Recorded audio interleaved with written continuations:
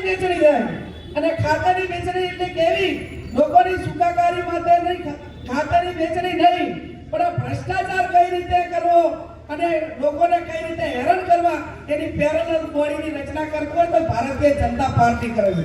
ત્યારે આપ સૌને મારી વિનંતી છે કે આ લોકો સામે લડવા માટે કરીને જે રીતે બળદેવજીએ કહ્યું એ પ્રમાણે હું પણ આપ સૌને વિનંતી કરું છું કે અમે ગાંધી અને સરદારની વિચારધારાવાળા લોકો છીએ, અમે અન્યાય સામે લડવાવાળા લોકો છીએ, પણ આ ચૂંટણીની અંદર ભારતીય જનતા પાર્ટી વહીવટી તંત્રનો ઉપયોગ કરીને કોઈ કોંગ્રેસના કાર્યકરને દબાવવાનો પ્રયત્ન કરશે તો એના માટે બળદેવજી હોય, ગેનીબેન ઠાકોર હોય, શક્તિસિંહ ગોહિલ હોય કે આ કોંગ્રેસનો કાર્યકર હોય પણ એક પીછેહટ નહીં કરે।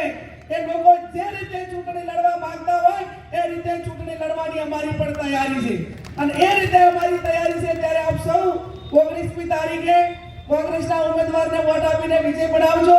અત્યારે ધોમ લગતા તાપમાં વિશેષ ના કહેતા, જ્યાં સુધી ચૂંટણી પતે ત્યાં સુધી જે પણ કોંગ્રેસ પાર્ટી અમને જવાબદારી સોંપશે એ 19 તારીખ સુધી બુથો ઉપર રહેવું પડે તો રહીને પણ આ ચૂંટણીનું મતદાન પત્યા પછી આ બધા આગેવાનો પોતપોતાના ઘરે જવાના છે અને પૂરી જવાબદારી નિભાવવાના છે। ત્યારે આપ સૌ ઘણીના મતદારો 19મી તારીખે કોંગ્રેસના પંજાને વોટ આપી વિજય બનાવજો।